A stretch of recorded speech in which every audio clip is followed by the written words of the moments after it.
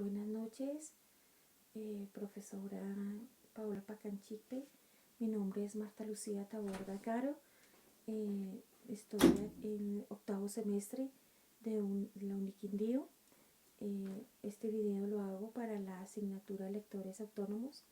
Responde a 3 preguntas y una de ellas es las ideas comunes y diferencias entre 3 lecturas. La lectura es de Louis Rosenberg, la transaccional, la lectura transaccional, la de Estanislao Zuleta y la del lector moderno de Humberto Eco, modelo, perdón. Bueno, entre las ideas comunes, el código es el lenguaje entre el lector y el escritor a través de un código.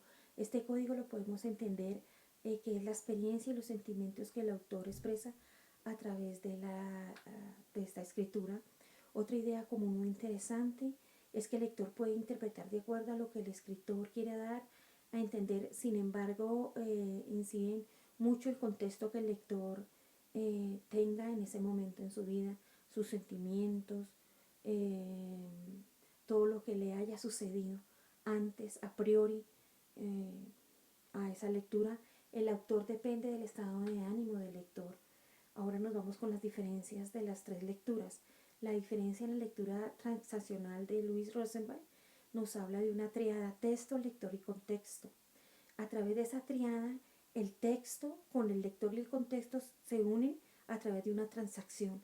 Puede ser una transacción de sentimientos, puede ser una transacción de lectura hacia el contexto. De ese contexto pasa a través del escritor al lector, y tiene que haber un conocimiento previo. El lector modelo de Humberto Eco tiene las siguientes diferencias. Dice que los textos son incompletos y el lector los completa a través de sus lecturas. Ahí también el texto escoge su audiencia. También Humberto Eco habla de textos abiertos y textos cerrados. Los textos abiertos, él dice que deja al lector la mayor iniciativa para él es interpretarlos. Y el texto cerrado nos habla de que él guía al lector a su propia idea. El lector debe tener su propia formación para entender el significado de los códigos del texto. Un texto quiere que alguien lo ayude a funcionar, y ese alguien es ese lector modelo que ayuda a funcionar entre el texto y el contexto para que ese lector sepa cuál es la idea original que interpreta ese lector para que le llegue a ese lector modelo, que interpreta esa lectura a su manera. En Estanislao Zuleta encontré varias diferencias muy interesantes. La lectura me llamó la atención, sobre todo porque él divide a ese lector en 3 etapas. Entre esas etapas está la del camello, la del león y la del niño. En la del camello veo que es la etapa de descubrimiento. La del león es la etapa del rebelde, ese autor, de ese lector que ya conoce una lectura, pero él quiere a través de su rebeldía descubrir que hay más allá. Y después finalmente la del niño, la inocencia de ese lector por su lectura. El autor hace una invitación a descifrar sus propios códigos y desligarse y desprenderse de todo lo que conoce para entender la lectura.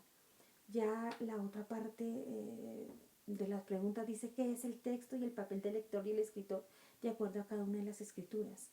El texto en la teoría transaccional es el medio que utiliza el autor para plasmar sus ideas a través de códigos y símbolos. El lector se desenvuelve descifrando esos códigos. En la teoría del lector modelo, el texto es una idea que se debe complementar con base en el análisis del lector, un mundo indefinido de muchas definiciones.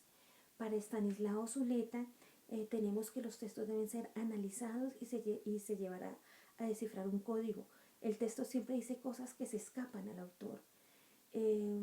Finalmente, en el video de Martín Garzón, en la lectura como acogida, un video muy interesante y muy llamativo, me llamó la atención porque veo que Martín Garzón se conecta no solamente con los lectores, sino se nota que es un lector consumado.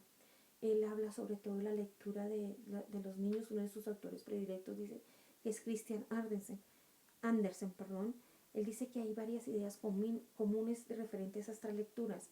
En la infancia la literatura es fundamental